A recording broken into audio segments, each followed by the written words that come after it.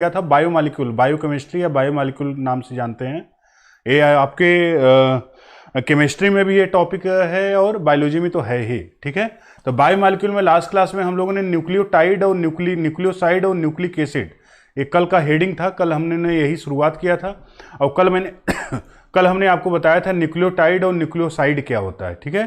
तो न्यूक्लियोटाइड और न्यूक्लियोसाइड और न्यूक्लिक एसिड 3 चीजें थी। हमने कल की क्लास को हम लोग एक बार रिवाइज करते हुए फिर आगे बढ़ते हैं। उम्मीद है कि सभी लोग आ गए होंगे। गुड इवनिंग एवरीवन, सभी बच्चे आ गए हैं।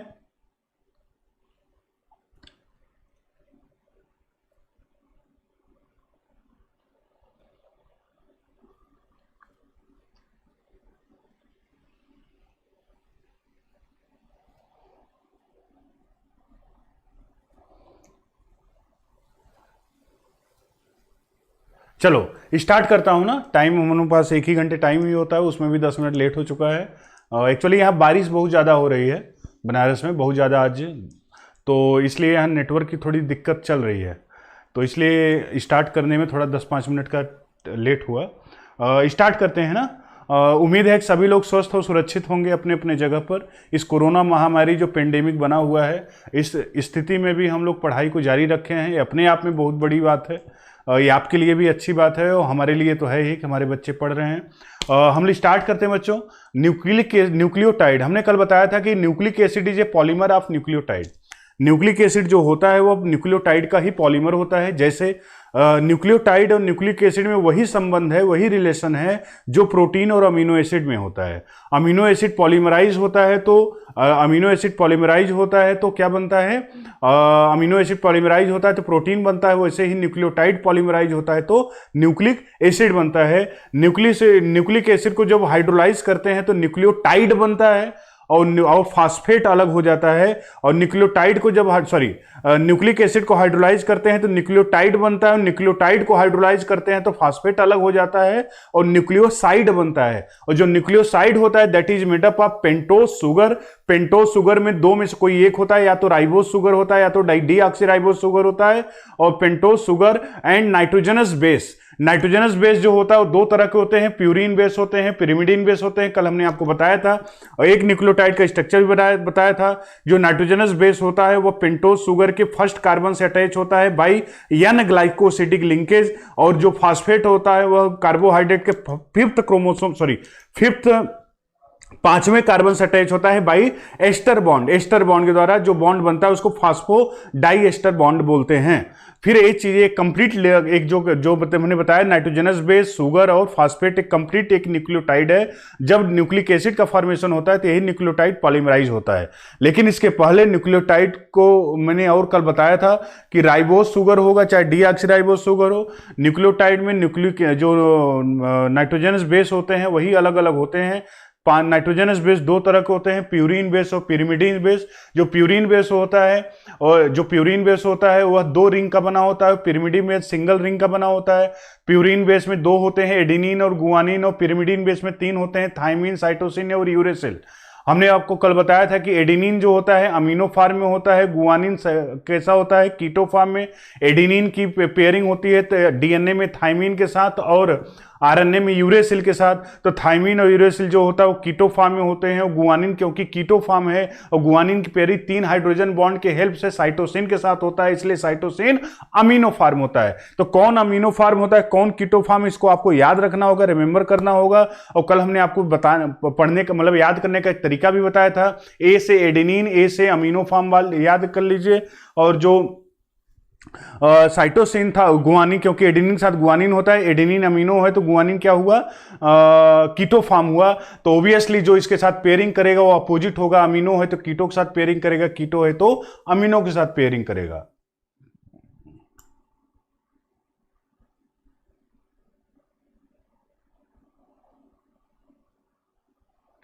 कनिष्का क्या पूछ रही हो, मैं समझ नहीं पा रहा हूं। सर UT3 में क्वांटासोम के बारे में क्वेश्चन था, but sir what is quantasome आपने नहीं बताया है। क्वांटासोम अभी आया ही नहीं तो कैसे बताऊं।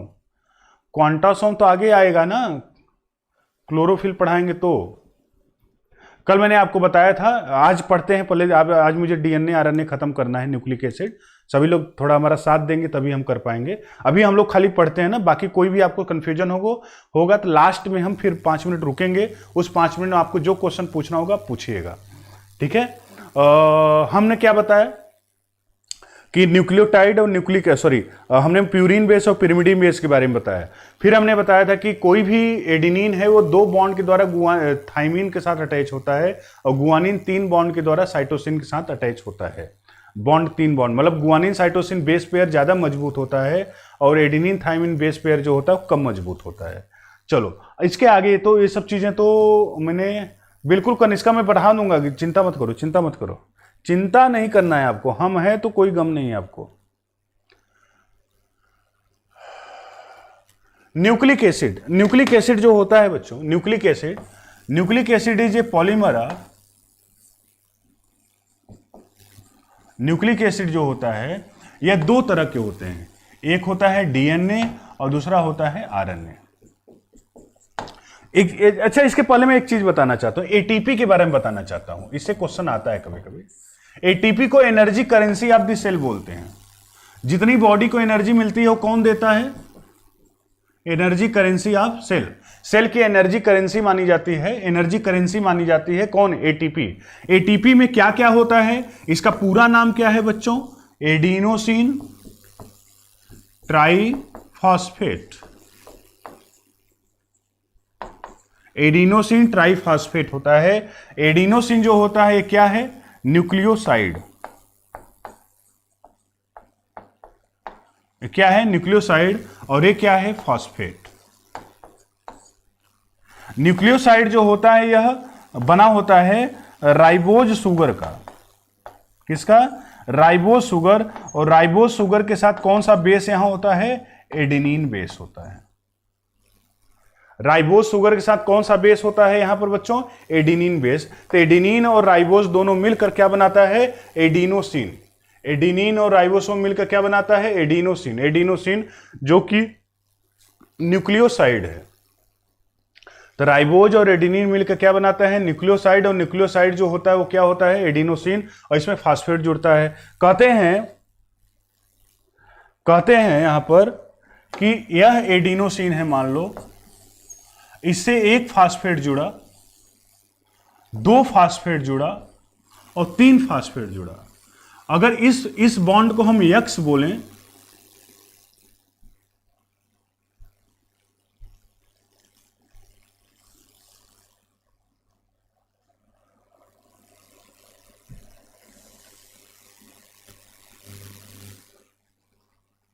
अगर इस बॉन्ड को हम दूसरे कलर से हम लिखना चाह रहे थे इसलिए ये नाटक हो रहा था। इस बॉन्ड को अगर हम यक्स बोले और इसको, अरे क्या हो रहा है भाई, इस बॉन्ड को हम यक्स बोलें, इस बॉन्ड को वाई बोलें, इस बॉन्ड को जेड बोलें, तो सबसे मजबूत बॉन्ड कौन सा होगा?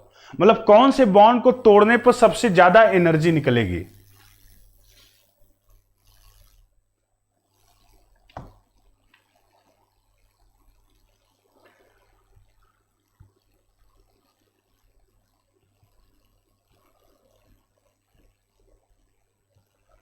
कौन से बॉन्ड को तोड़ने पर सबसे ज्यादा एनर्जी निकलेगी?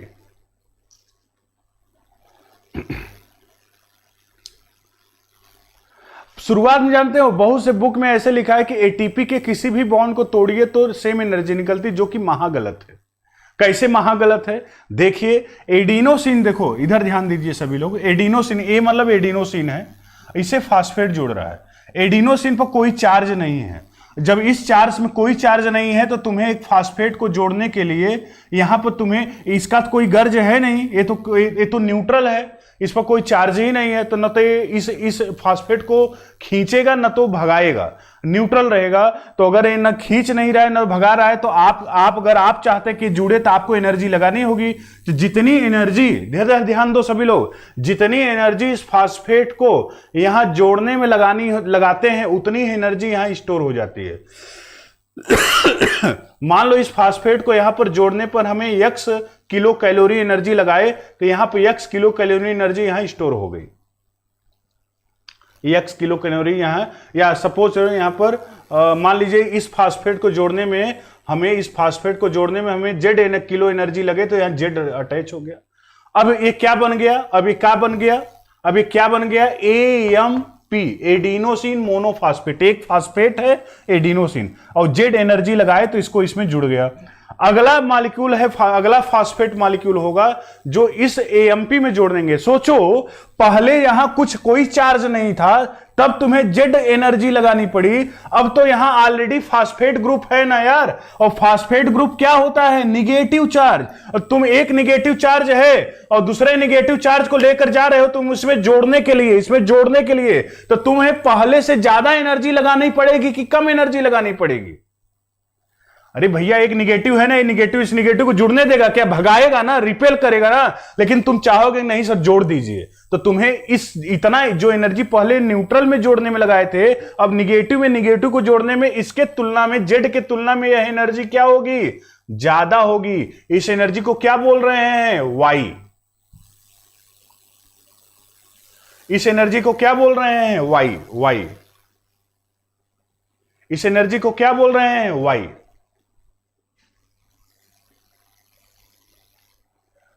इसको क्या बोलते हैं, ADP, एडिनोसिन डाइफॉस्फेट। क्या बोलते हैं, adenosine diphosphate, ADP, adenosine diphosphate. दो फास्फेट हो गया। अब क्या हुआ, तीसरा फास्फेट आपका मन कर रहा है सर एक और फास्फेट हम जोड़ना चाह रहे हैं, तो जोड़ दो भैया। तो अब सोचो जब यहां वाई एनर्जी लगी थी, जब एक निगेटिव चार्ज को भगा रहा था, रिपेल कर रहा था, अब तो दो निगेटिव चार्ज इस निगेटिव चार्ज को भगाएंगे, दो निगेटिव चार्ज मिलकर एक निगेटिव चार्ज को रिपेल करेंगे, भगाएंगे। तो आपको क्या लगता है इस फास्फेट को इसमें जोड़ने में एनर्जी पहले की तुलना में ज्यादा लगेगी कि कम लगेगी, ज्यादा लगेगी, इन दोनों में ज्यादा लगेगी। तो मतलब सबसे ज्यादा एनर्जी कब लगी, इस बॉन्ड को बनाने में, जिस बॉन्ड में जेड है, सबसे ज्यादा एनर्जी कब लगी, जहां जेड बॉन्ड। तो जेड वाला जो है, यक्स, तो यहां सबसे ज्यादा एनर्जी क्या लगी, यक्स, AX। तो तीसरा जो टर्मिनल फास्फेट है, इसको जोड़ने में सबसे ज्यादा एनर्जी लगी है, इसलिए जब टर्मिनल फास्फेट हटता है, कटता है, ये अब क्या बन गया, ये तीनों फास्फेट जुड़ गए, तो अब क्या बन गया है, ATP, एडिनोसिन ट्राइफॉस्फेट। तो बच्चों जब ये तीसरा फास्फेट जो है, यह जो यक्स है, सबसे ज्यादा एनर्जी यहां लगती है। ये जब फास्फेट हटता है, जानते हैं कितना एनर्जी निकलती है, 8.9 किलो कैलोरी एनर्जी निकलती है, 8.9 किलो कैलोरी एनर्जी निकलती है। जब 8 टूटता है 6.6 किलो कैलोरी एनर्जी निकलती है, और 8 टूटता है तो 3.3 किलो कैलोरी एनर्जी निकलती है। तो इसीलिए कहते हैं ATP जो होता है ADP में कन्वर्ट होता है, जब ADP में कन्वर्ट होता है तो उसके साथ क्या निकलता है, एनर्जी निकलता है। कितनी एनर्जी होती है, 8.9 किलो कैलोरी एनर्जी। समझ में आया, इसको ATP का स्ट्रक्चर था, ATP के बारे में था। सबसे ज्यादा एनर्जी कम निकलती है जब टर्मिनल फास्फेट हटता है, किनारे वाला एकदम, उसके बाद इसके बाद अनुराग त्रिपाठी करें, गाइज लाइक भी करो। हाँ यार लाइक किया करो, लाइक तो करते नहीं आप लोग, देखकर धीरे से पतली गली से निकल लेते हो, ऐसा मत करो, लाइक करो, कमेंट करो। अच्छा चलो तो कुल मिला जुलाकर ये तो ATP की बातचीत हुई, ऐसे ही आ गया था तो बता दिए। न्यूक्लिक एसिड जो होता है बच्चों, ये न्यूक्लिक एसिड दो तरह के होते हैं, एक होता है DNA और दूसरा, दो ही तरह का होता है ये RNA, दो तरह के होते हैं, DNA और RNA। आपके अंदर क्या पाया जाता है, DNA होता है कि RNA होता है? कनिष्का आप तो करती हो, आप तो कमेंट भी करती हो, बोलो। न्यूक्लिक एसिड जो होता है, न्यूक्लिक एसिड ये DNA RNA है, तो आपके बॉडी के अंदर क्या होता है, DNA पाया जाता है कि RNA पाया जाता है? सुप्रीति मंडल, जेड का एनर्जी वैल्यू होता है 8.9 किलो कैलोरी। मैं कुछ पूछा हूं, आप लोग को जवाब नहीं दे रहे हैं। DNA होता है कि RNA? शिवम पांडे, आपके अंदर केवल DNA है क्या? नहीं भाई, DNA RNA दोनों होता है।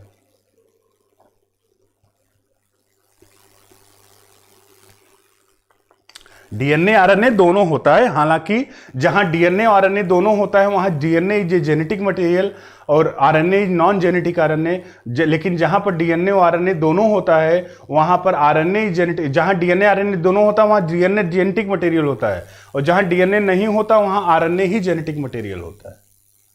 क्या जेनेटिक मटेरियल होता है? आरएनए जेनेटिक मटेरियल होता है। चलिए, डीएनए के स्ट्रक्चर के बारे में हम लोग पढ़ेंगे, ठीक है। चारगाफ रूल कल हमने बताया था, अमाउंट ऑफ, इसको लिख लीजिएगा, अमाउंट ऑफ प्यूरिन जो होता है वह इक्वल टू होता है अमाउंट ऑफ पिरिमिडिन। जितना अमाउंट प्यूरिन का होता है उतना ही अमाउंट पिरिमिडिन। इसी फार्मूला को दूसरे तरीके से लिखते हैं, किसी भी डबल स्ट्रैंड डीएनए में A प्लस जी यही प्यूरिन होता है, equal to amount of T plus C, या इसको और दूसरे तरीके लिखते हैं A plus G upon T plus C equal to 1। अब यह सभी डीएनए के लिए होल्ड करता है यह फार्मूला, चाहे वो डीएनए बैक्टीरिया का हो, चाहे वह डीएनए वायरस का हो, चाहे वो डीएनए आदमी का हो, चाहे वह डीएनए क्रोकोडाइल का हो, किसी का भी डीएनए हो, वो सब जगह ये होल्ड करता है।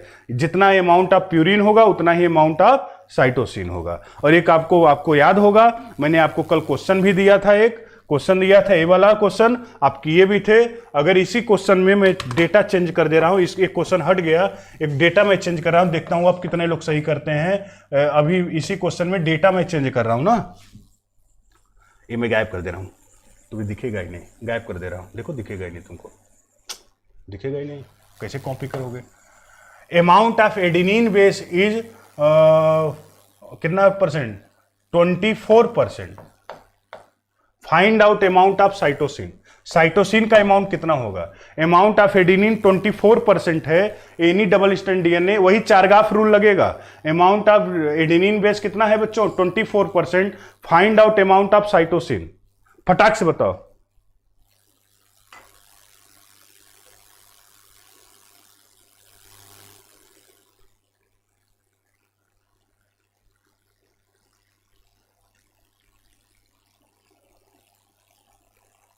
थैंक यू आशीष, फटाक से करो, गलत हुआ ना गला दबा देंगे तुम लोगों का। मजाक कर रहा हूं यार, गला क्यों दबाऊंगा तुम्हारा?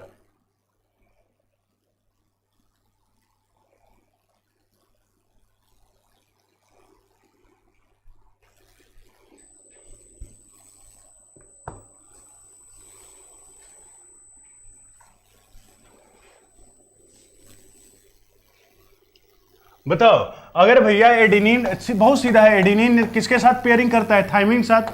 ये 24% है तो ये भी कितना होगा? 24%। तो 24 कितना हुआ? 48%। 100 में 48 घटा दो, 100 में 48 घटा दो, माइनस कर दो, इसको मेहनत करो, मेहनत कर लोगे ना, निकाल लोगे ना, यहां क्या कितना हो जाएगा? 52 आएगा क्या? बोलो, 52 में ही गुआनिन साइटोसिन बटा होगा ना यार, तो ये 26% है, 26% है। हमें लगता है सभी लोग सही किए हैं, कोई गलत नहीं किया है, और कोई गलत किया होगा तो गला दबा दूंगा। कोई किया है क्या? नहीं, कोई गलत नहीं किया। वेरी गुड, आप लोगों पर हमें गर्व है कि मैं आपको पढ़ाता हूं और आप इतना जल्दी सीख जाते हो। बहुत प्यारे बच्चे हो तुम लोग। चलो, डीएनए का स्ट्रक्चर पढ़ते हैं बच्चों। डीएनए जो होता है डबल स्ट्रैंडेड डीएनए होता है। डीएनए के 2 स्ट्रैंड होते हैं, सीढ़ी जानते हो ना, सीढ़ी, ऐसे लैडर लाइक स्ट्रक्चर, ये सीढ़ी की तरह स्ट्रक्चर होता है, लैडर लाइक स्ट्रक्चर होता है। लेकिन डीएनए जो होता है वो न्यूक्लिक एसिड है, यह 4 टाइप ऑफ न्यूक्लियोटाइड का बना होता है बच्चों। 4 तरह के न्यूक्लियोटाइड से बना होता है। इसमें शुगर जो होता है वो कौन सा शुगर होता है? डीऑक्सीराइबोस शुगर होता है। कौन सा शुगर होता है? डीऑक्सीराइबोस शुगर होता है।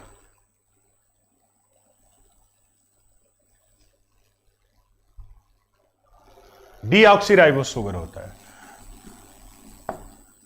तो 4 तरह के न्यूक्लियोटाइड होते हैं, डीऑक्सीराइबोस शुगर होता है। ठीक, कौन कौन से न्यूक्लियोटाइड होते हैं बच्चों? न्यूक्लियोटाइड में तो शुगर तो यही होगा, फास्फेट होगा, लेकिन यहां पर और क्या क्या होगा? एडेनिन बेस होता है, गुआनिन होता है, थाइमिन होता है और साइटोसिन होता है। और कहते हैं 2 स्ट्रैंड जो डीएनए के होते हैं वो दोनों स्ट्रैंड एक दूसरे के एंटी पैरेलल होते हैं। ऐसे एक इधर होगा तो एक इधर, एंटी पैरेलल होते हैं, उनके बीच में हाइड्रोजन बॉन्ड के द्वारा वो दोनों स्टैंड टिके रहते हैं, हाइड्रोजन बॉन्ड द्वारा दोनों लोग टिके रहते हैं, हाइड्रोजन बॉन्ड के द्वारा। ठीक है, तो जैसे मैं एक स्ट्रक्चर से बताता हूं आपको, क्लियर होगा। ये देखिए, ये GIF है, देखिए वीडियो देखिए, यहां पे देखो सभी लोग, दिख रहा है?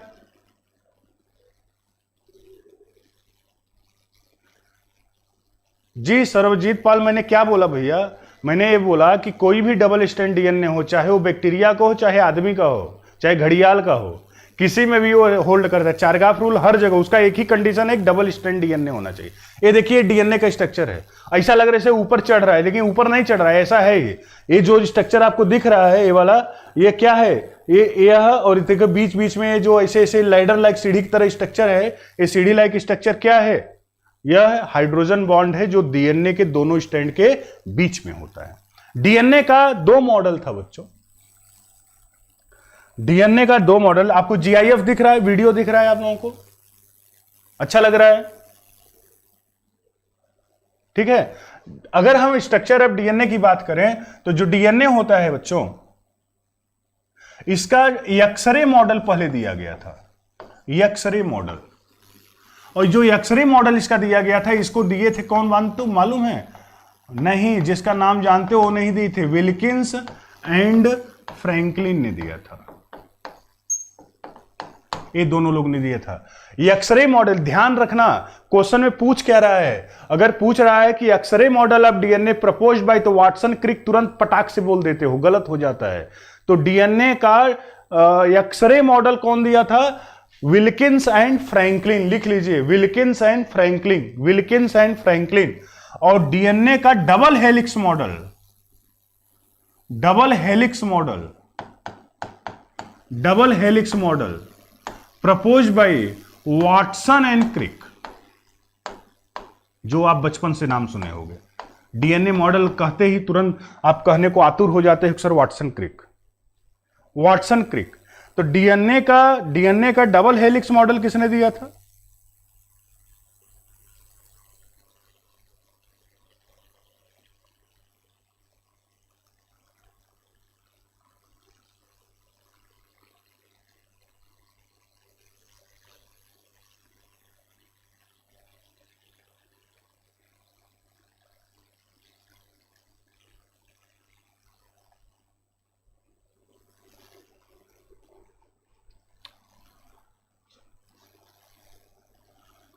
बोलो, DNA का एक्सरे मॉडल कौन दिया था? Wilkins and Franklin.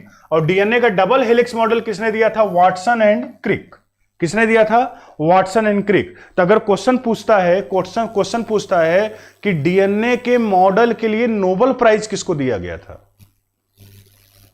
DNA के मॉडल के लिए नोबेल प्राइज किसको दिया गया था?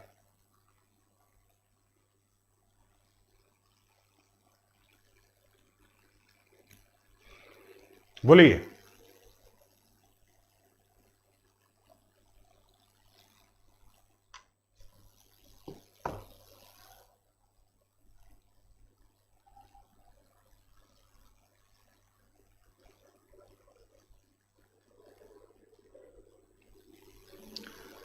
बोलो बोलो बोलो जल्दी से, बोलो बोलो जल्दी से जल्दी से जल्दी से। नहीं, वाटसन क्रिक को बहुत सी किताबों में लिखा है DNA मॉडल के लिए नोबेल प्राइज वाटसन क्रिक को दिया गया था। नहीं, वाटसन क्रिक के साथ साथ विल्किंस को भी मिला था।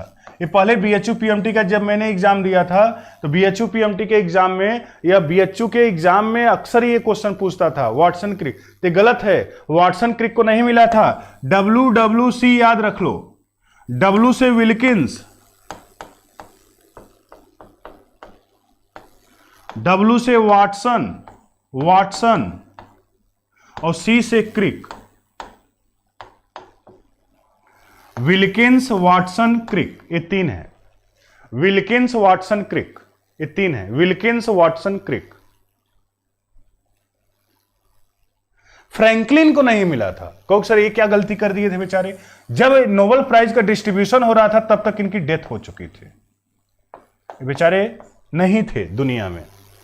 तो इसलिए इनको नहीं मिला, नहीं तो उनको भी मिलता है। अमाउंट होता है, पैसा होता है डॉलर में जो नोबेल प्राइज दिया जाता है। तो कितने किसको किसको, केवल वाटसन क्रिक को नहीं मिला था, विल्किंस को भी मिला था। याद रखिए, याद करने के लिए WWC याद रखिए, विल्किंस वाटसन क्रिक को यह डीएनए के मॉडल के लिए नोबेल प्राइज दिया गया था। चलो आगे बढ़ते हैं। स्ट्रक्चर ऑफ डीएनए में हमने कहा दो स्ट्रैंड होते हैं इसके, ऐसे एक हेलिक्स होता है, और डीएनए का जो एक हेलिक्स होता है उस एक हेलिक्स की जो लंबाई होती है वह होती है 34 एंगस्ट्रॉन। एक हेलिक्स की लंबाई कितनी होती है? 34 एंगस्ट्रॉन। और यहां पर देखिए जो लैडर लाइक स्ट्रक्चर दिख रहा है, ये क्या है? हाइड्रोजन बॉन्ड है।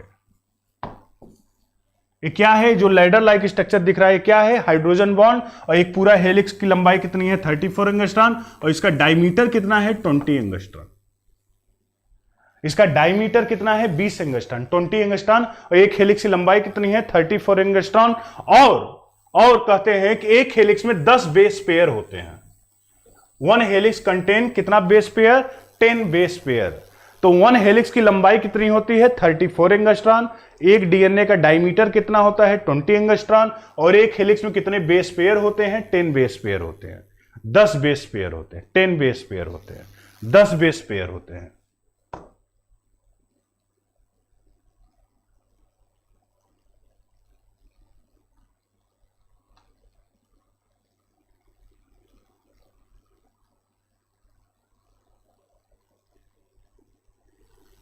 दस बेस पेयर होते हैं। लेकिन एक चीज मैं दिखाऊंगा, इसको अगर आप स्ट्रक्चर लिखते जाइएगा, नहीं लिख पा रहे हैं तो बाद में वीडियो को रिप्ले करके देख लीजिएगा।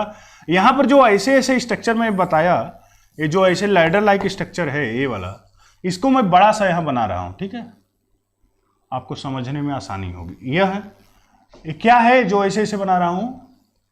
ये दोनों स्ट्रैंड है। एक स्ट्रैंड ए हो गया, इस स्ट्रैंड में दो ऐसे हमने बना दिया है। घबराइएगा मत, अभी समझ में आ जाएगा। ये फास्फेट है, ये शुगर है, ये फास्फेट है, ये शुगर है, ये फास्फेट है, ये शुगर है, ये फास्फेट है, ये फास्फेट है, ये शुगर है, ये फास्फेट है, ये शुगर है, ये फास्फेट है, ये शुगर है, ये फास्फेट है।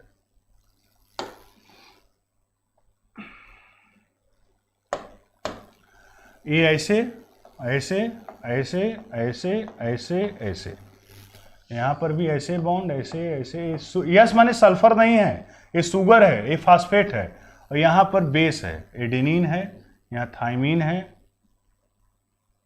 फिर यहाँ गुआनिन है, यहाँ साइटोसिन है, फिर यहाँ थाइमीन है, यहाँ एडेनिन है। तो इनके बीच में कौन सा बॉन्ड होता है? इनके बीच में कितना कौन सा बॉन्ड होता है? दो बॉन्ड होता है। सॉरी, तो अच्छा नहीं बना। इसके बीच में कौन सा बॉन्ड होता है? दो बॉन्ड। इनके बीच में 3 हाइड्रोजन और 2 बॉन्ड। और ये 3 इंड है, तो कौन सा इंड होगा? 5 इंड। ये 3 और 5 जो लिखते हैं ना, यह शुगर का जो कार्बन नंबर होता है उसी को डिनोट करता है। ये देखो, तो यह स्ट्रैंड, जो ये स्ट्रैंड ऐसे वाला मैं बता रहा हूं, पता नहीं कितना समझ रहे हो। ये जो स्ट्रैंड है इसी को बड़ा करके लिखा गया है। ये जो स्ट्रैंड है इसको बड़ा करके यहां लिखा गया है। तो ये दो स्ट्रैंड है, दोनों स्ट्रैंड को और तोड़ा गया, देखा इतना स्ट्रक्चर दिखता है। तो कहते हैं जो लैडर लाइक स्ट्रक्चर, सीढ़ी की तरह स्ट्रक्चर है, क्या है? हाइड्रोजन बॉन्ड है। और यह जो है कहते हैं कि डीएनए का बैकबोन कौन होता है? बैकबोन ऑफ डीएनए, बैकबोन, रीढ़ की हड्डी। बैकबोन कौन होता है? जिस स्ट्रक्चर पर पूरा स्ट्रक्चर टिका हुआ था। किस स्ट्रक्चर पर टिका है? Sugar and phosphate. तो बैकबोन ऑफ डीएनए क्या है बच्चों? Sugar fast. जैसे ये फास्फेट हुआ, शुगर हुआ, और ये बेस हुआ, यह एक न्यूक्लियोटाइड हुआ। फास्फेट शुगर बेस एक न्यूक्लियोटाइड हुआ, फास्फेट शुगर बेस एक न्यूक्लियोटाइड हुआ, फास्फेट शुगर बेस एक न्यूक्लियोटाइड हुआ। इस तरह दोनों न्यूक्लियोटाइड हैं, और दोनों जो स्ट्रैंड हैं दोनों एक दूसरे के एंटी पैरेलल हैं। तो बैकबोन ऑफ डीएनए किसको बोलते हैं बच्चों? शुगर एंड फास्फेट को। किसको बोलते हैं? शुगर एंड फास्फेट को। क्लियर हुआ? आगे बढ़ूं मैं? चलो क्लियर हो गया होगा, नहीं समझ में आया होगा तो बताइए, उसे समझने के लिए इसमें बहुत खास नहीं है। मैंने आपको बताया डीएनए का डबल हेलिक्स मॉडल होता है। हालांकि डीएनए कई तरह के होते हैं, डीएनए कई तरह के होते हैं। जैसे एक डीएनए होता है ए डीएनए, दूसरा डीएनए होता है बी डीएनए, तीसरा डीएनए होता है सी डीएनए, चौथा होता है डी डीएनए और लास्ट होता है जेड डीएनए। ये चार तरह के क्या 5 तरह के डीएनए हैं, ए बी सी डी। अब कई लोग कहते हैं कि sir A B C D E F G H ऐसे चलते रहिए तब जेड आएगा ना, ऐसा नहीं होता। ए डीएनए जो होता है सबसे ज्यादा कॉमन डीएनए कौन सा होता है पता है? सबसे ज्यादा most stable and most common DNA कौन सा है? B DNA. जिस मॉडल को हम लोग पढ़ते हैं और जिस मॉडल को वाटसन क्रिक साहब ने दिया था, वह मॉडल कौन से डीएनए का उन्होंने दिया था? बी डीएनए का। तो यही जो बी डीएनए है, इसी के एक हेलिक्स में 31 हेलिक्स की लंबाई 34 एंगस्ट्रॉन होती है। इसी बी डीएनए के एक हेलिक्स में 10 बेस पेयर होते हैं। इसी बी डीएनए का जो डायमीटर होता है वह 20 एंगस्ट्रॉन होता है। तो कोई डीएनए का नाम ना दिया रहे ए बी सी डी, तो केवल डीएनए लिखा है तो आप मान के चलेंगे कि बी डीएनए की बातचीत किया गया है, क्योंकि सबसे ज्यादा most common DNA B DNA होता है, most stable DNA B DNA होता है। B DNA most stable DNA. A DNA जो होता है इसमें 11 base pair present in one helix, 11 base pair होता है एक हेलिक्स में। बी डीएनए होता है इसमें 10 बेस पेयर होता है एक हेलिक्स में। सी डीएनए इसमें 9 बेस पेयर प्रेजेंट होता है एक हेलिक्स में। डी डीएनए इसमें 8 बेस पेयर प्रेजेंट होता है एक हेलिक्स में। और जेड डीएनए एक होता है, यह जो डीएनए होता है यह इसमें एक हेलिक्स में 12 बेस पेयर होते हैं, 12 बेस पेयर होते हैं। और ये डीएनए, यही वाला डीएनए हम लोग पढ़ते हैं, ये वाला डीएनए हम लोग पढ़ते हैं, ये वाला।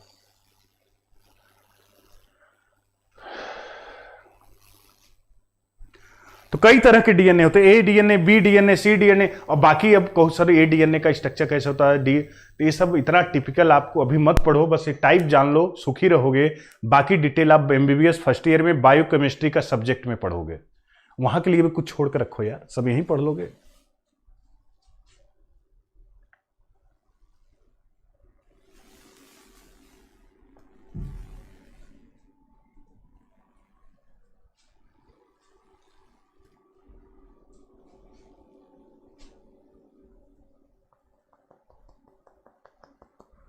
समझ गए? ठीक है। एक चीज और मैं बताना चाह रहा हूं, यस कनिष्का, अभी तो वही तो बोल रहा हूं यार, B DNA most common and most stable DNA है। कुछ न दिया रहे तो बी डीएनए को मानकर चलते हैं। एक चीज और बताऊंगा, ए DNA B DNA C DNA D DNA जो होता है ना, ये सभी डीएनए राइट हैंडेड डीएनए होते हैं। एक क्वेश्चन आता है कौन सा राइट हैंडेड डीएनए होता है, कौन लेफ्ट हैंडेड होता है। इन चारों डीएनए को क्या बोलते हैं? Right handed DNA. केवल जेड डीएनए इकलौता ऐसा डीएनए है, जेड डीएनए इकलौता ऐसा डीएनए है जो कि लेफ्ट हैंडेड डीएनए होता है। कहोगे सर ये क्या होता है, बताइए ना। बता रहा हूं यार, काहे चिंता कर रहे हो। Left handed DNA, sorry left handed DNA जो अभी अब वीडियो इसके बाद जीआईएफ देखे थे, उसमें आप देखे थे ऐसे कॉइलिंग हो रही है डीएनए की। जब दाहिने की तरफ से घूमते हुए ऊपर की तरफ जाए, राइट साइड, ये राइट है ना, राइट साइड से ऐसे घूमते हुए, राइट साइड से घूमते हुए ऊपर जाए तो उसको बोलते हैं right handed DNA. A DNA B DNA C DNA D DNA right handed DNA है। लेकिन अगर उल्टा लेफ्ट हैंडेड डीएनए, मतलब बाएं तरफ से कॉइलिंग उसकी होती है अगर, तो उसको बोलते हैं लेफ्ट हैंडेड डीएनए। तो जेड डीएनए जो होता है वो लेफ्ट हैंडेड डीएनए होता है, और जो ए DNA B DNA C DNA D DNA होता है it is right handed DNA, right handed DNA. हालांकि इतना नहीं पूछता, हाँ ये जरूर पूछता है नीट के एग्जाम में, राइट हैंडेड डीएनए कौन है और लेफ्ट हैंडेड डीएनए कौन है। तो जितने ए बी सी डी है राइट डीएनए है, और जो डी डीएनए जेड डीएनए है या लेफ्ट हैंडेड डीएनए है। और जेड डीएनए के एक हेलिक्स में कितने बेस पेयर होते हैं? 12 बेस पेयर पाए जाते हैं। समझ गए कि नहीं? सभी बच्चे समझ पाए?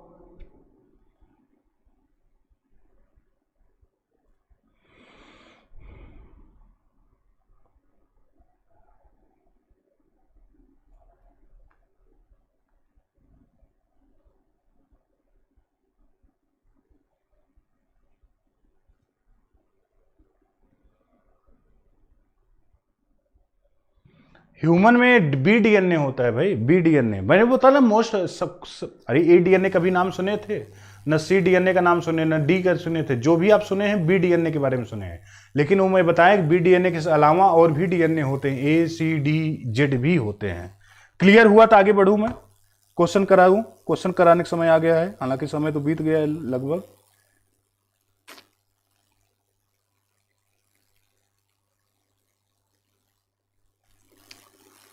बहुत मजेदार आज की क्लास रही है, मुझे अच्छा लगता है, ऐसा मैं सोच बोल रहा हूं, पता नहीं आप लोगों को अच्छा लगा। ये देखो यहां पर देखो ना, ये देखो जीआईएफ, देखो जीआईएफ, ये डबल हेलिक्स मॉडल। अच्छा एक क्वेश्चन बताओ, एक क्वेश्चन बताना है आपको। हाउ मेनी, लिखिए लिखिए क्वेश्चन लिखिए, लिखिए how many number of nitrogenous base, how many, लिखिए लिखिए क्वेश्चन एक लिखिए, how many number of nitrogenous base, how many number of nitrogenous base present in DNA, how many number of nitrogenous base present in DNA, how many number of nitrogenous base present in DNA having length 680 angstrom. एक DNA है, उसकी length जो है वो कितनी है? 680 angstrom. तो बताइए उसमें नंबर ऑफ नाइट्रोजनस बेस कितने होंगे? बताइए उसमें नंबर ऑफ नाइट्रोजनस बेस कितने होंगे? नंबर ऑफ नाइट्रोजनस बेस कितने होंगे?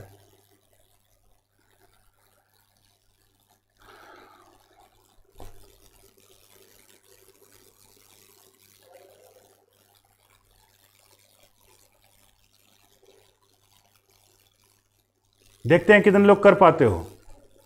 नंबर ऑफ नाइट्रोजनस बेस कितने होंगे?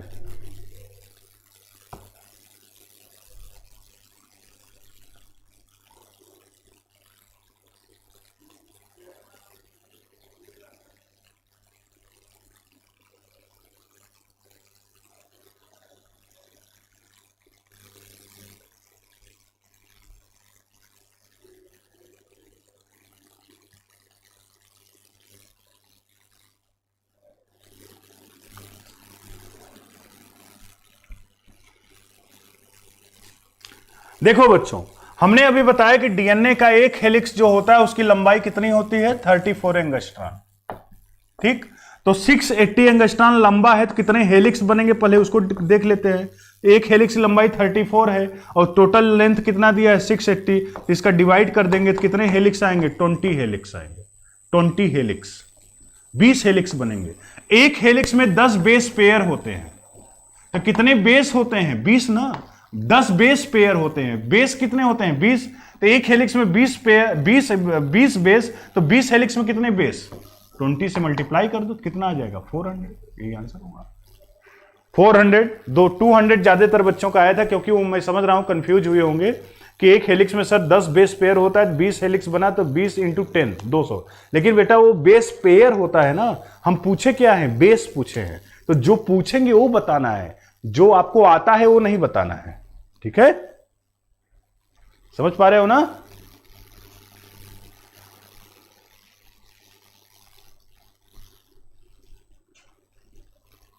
यस। चलो अब क्वेश्चन का समय हो गया, क्वेश्चन करते हैं। ये देखिए यहां पर बना भी है स्ट्रक्चर, ये देखो, एक हेलिक्स की लंबाई यहां से यहां तक 34 एंगस्ट्रॉम, ये बेस है, सुगर फास्फेट बैकबोन क्या है, सुगर फास्फेट का बैकबोन है, देख सकते हो स्ट्रक्चर में।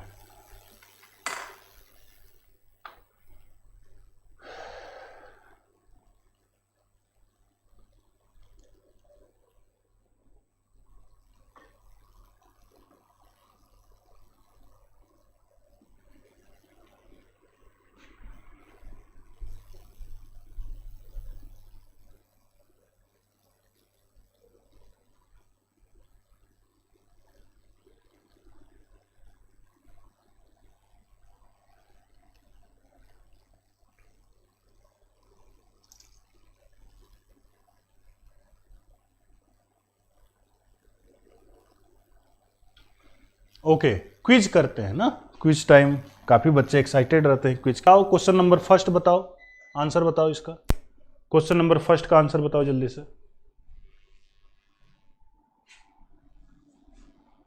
फटाक से बताओ। Study of given statement and select the correct option. Nitrogenous base are open chain hydrocarbon, नहीं। न्यूक्लियोसाइड डिफर फ्रॉम न्यूक्लियोटाइड होगा, ये गलत हो गया है आंसर। न्यूक्लियोटाइड, एक ये हटाओ इसको, इसके अगर टी लिखेगा। Nucleotide in not having phosphate, one turn of B DNA has 10 base pair, length of one turn of DNA is 3.4 angstrom.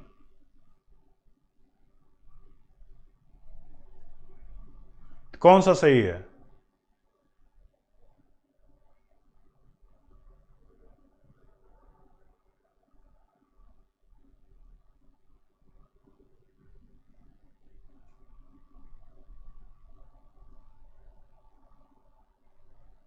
इसमें ऑप्शन हमें लगता है कोई नहीं सही है, ऑप्शन इसमें गलत हो गया है, 2 और 3 सही है, ठीक है।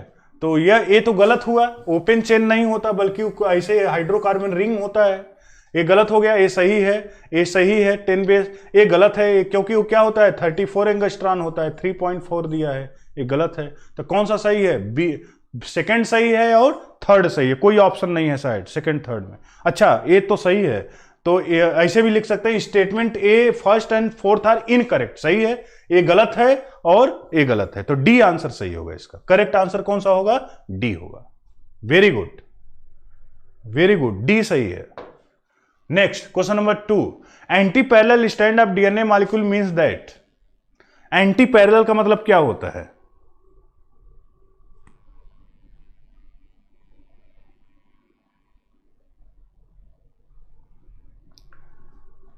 जल्दी बताओ, जल्दी भी बताओ, इतना टाइम नहीं है आपके पास, 5 मिनट में हमें 10 क्वेश्चन कराने हैं। 2 का आंसर बताओ, 2 का आंसर फटाक से, जल्दी से, बहुत जल्दी से।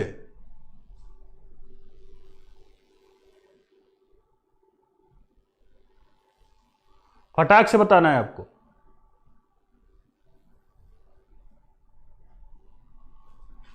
बिल्कुल बी सही है, बी, 2 का बी, थर्ड का double helix model of DNA is proposed by. ये तो सब लोग सही बताओ, ये गलत करोगे ना पाप लगेगा, ये गलत मत करो, ये तो मत गलत करो, ये क्लास 5 का बच्चा बता देगा। 3 का बताओ फटाक से। बिल्कुल, Watson and Crick. Next, backbone of structure of DNA molecule is made up of. Question number 4 का, जल्दी से फटाक से, बहुत जल्दी और जल्दी। 4 का, बैकबोन ऑफ डीएनए किसको बोलते हैं? मैंने बताया अभी अभी, ताजा।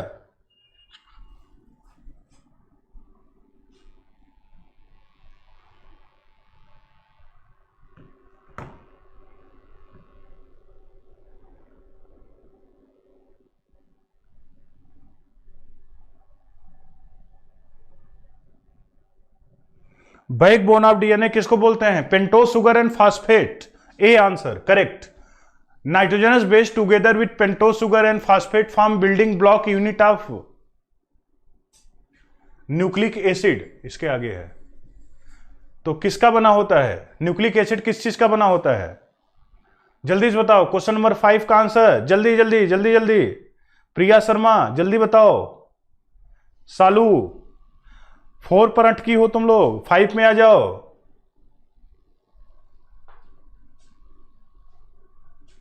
5 का आंसर बिल्कुल अन्वेषा सही, पहला आंसर अन्वेषा पति का है, न्यूक्लियोटाइड, बिल्कुल सही, सी आंसर। 6 का what replace thymine in RNA, RNA में थाइमीन की जगह कौन होता है?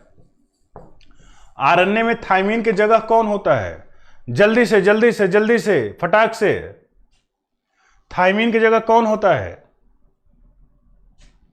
आरएनए में थाइमीन की जगह कौन होता है?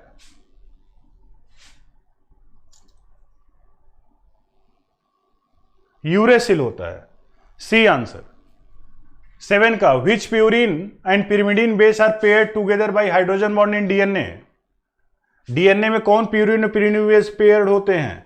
Adenine cytosine guanine thymine, guanine cytosine and adenine thymine, adenine guanine thymine cytosine, कौन सा? क्वेश्चन नंबर 7, जल्दी से, बहुत जल्दी। अरे यार इतने तेज हो गए हो तुम लोग, जल्दी जल्दी करो, आलू पराठा खाना है ना आज घर में, खाना में, जल्दी से। क्वेश्चन नंबर 7,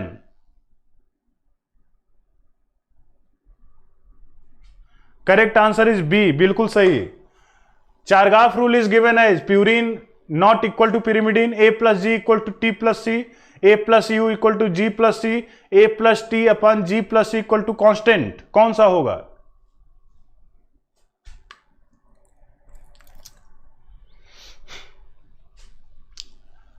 मैं चाहता हूं जल्दी से आंसर दें आप। क्वेश्चन नंबर 8, 2 क्वेश्चन और बच्चे हैं।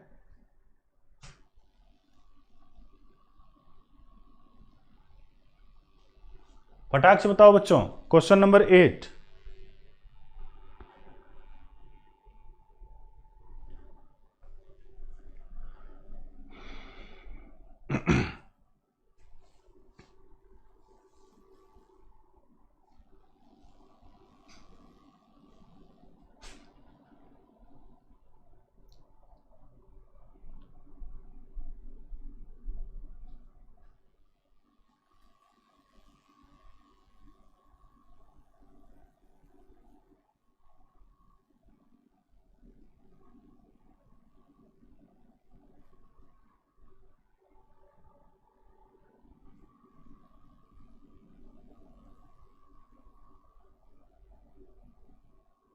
बोलो, correct answer is B.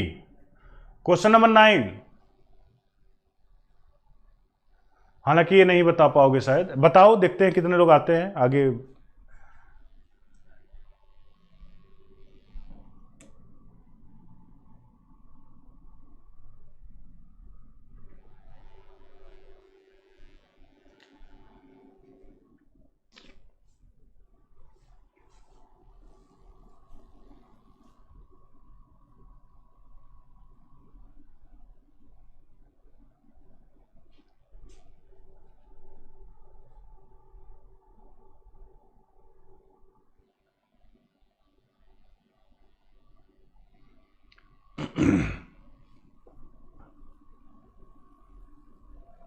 C answer होगा, रिवर्स ट्रांसक्रिप्टेज बोलते हैं। मैं जानता था नहीं करोगे ना, आगे पढ़ोगे तो हो जाएगा। रिवर्स ट्रांसक्रिप्टेज होता है एंजाइम जो आरएनए से डीएनए बनाता है। डीएनए से आरएनए जो बनाता है उसको आरएनए पॉलीमरेज बोलते हैं। डीएनए से डीएनए जो बनाता है वो डीएनए पॉलीमरेज होता है, लेकिन आरएनए से डीएनए जो बनाता है रिवर्स ट्रांसक्रिप्टेज होता है। क्वेश्चन नंबर 10, केवल आरएनए में कौन सा ऐसा बेस होता है केवल आरएनए में पाया जाता है?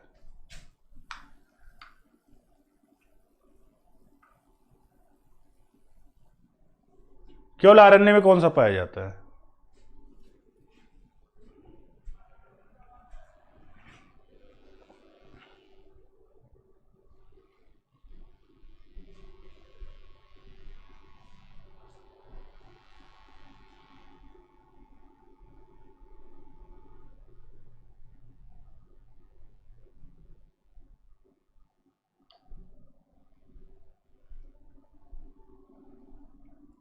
यूरेसिल ना, करेक्ट। अगला, डीएनए क्या है? माइक्रोमॉलिक्यूल है, acidic in nature, polymer of nucleotide, all of this. कौन सा आंसर? Question number 11।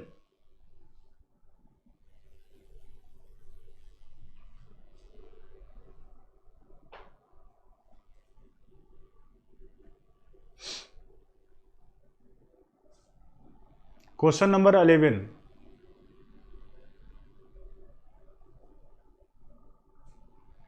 देखो, डीएनए एसिडिक नेचर का होता है, इसलिए बेसिक प्रोटीन उससे अटैच होता है। हिस्टोन प्रोटीन बेसिक प्रोटीन होता है, और डीएनए एसिडिक नेचर का होता है, उससे अटैच हो जाता है, उसके एसिडिटी को खत्म करता है। तो माइक्रोमॉलिक्यूल है ही, क्योंकि पॉलीमर है तो माइक्रोमॉलिक्यूल होगा ही, और न्यूक्लियोटाइड का पॉलीमर है ही, ऑल ऑफ दिस।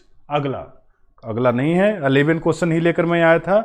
तो एक आज की क्लास हुई, उम्मीद है कि आप सभी लोगों को अच्छा लगा होगा क्लास आज का। काफ़ी मैंने मेहनत किया आपके साथ, और उम्मीद है कि आप हमारी मेहनत जो है वो खराब नहीं जाएगा, आप लोग अच्छा करेंगे। और सभी लोग इस कोरोना पेंडेमिक में जहाँ भी हो, घर में रहो, सुरक्षित रहो, घर से बाहर निकलो ही मत ना। वही एक रास्ता है बचने का इस कोरोना में, बाकी कोई रास्ता नहीं हो। कोई काढ़ा काम नहीं देगा। जब आपको इन्फेक्शन हो जाता है तो बहुत दिक्कत होती है। जब तक बचे हैं तब तक सबको हम श्रेय देते रहते हैं कि हम काढ़ा पी रहे थे इसलिए हम सही थे, गर्म पानी पी रहे थे तब सही थे। ठीक है, ये सब चीज़ें इम्यूनिटी को बूस्ट करती हैं, लेकिन इसका मतलब है ना काढ़ा पी लिए तो अमृत पी लिए, कोरोना आपका कुछ नहीं बिगाड़ सकता। तो आप बेस्ट रहेगा, प्रिकॉशन रखें आप, और हर बंदे को आप ऐसे ही ट्रीट करो कि उसको भी कोरोना है। जब ऐसा तुम ट्रीट करोगे तो उससे हमेशा बचने की कोशिश करोगे ना। तो आप सब लोग स्वस्थ रहो, सुरक्षित रहो, क्योंकि आप बायोलॉजी पढ़ते हो, मेडिकल स्ट्रीम को हो, इसलिए आपको आपकी जिम्मेदारी बनती है बाकी लोगों को भी आप अवेयर करिए। घर में बाकी लोगों को भी आप ध्यान दीजिए। अगर कोई गलती करते तो आप उनको समझाइए, और खुद की रक्षा करो, बाकी लोगों को भी करो। और उम्मीद है कि आप लोग स्वस्थ रहेंगे, सुरक्षित रहेंगे। हमारी दुआ आपके साथ है। और आज की क्लास यहीं तक रुकेगी, लेकिन आप सभी लोग कमेंट लाइक जरूर करिएगा। कमेंट नहीं करते तो खराब लगता है, कमेंट करिएगा, उससे हम और इम्प्रूवमेंट शायद कर पाएँ।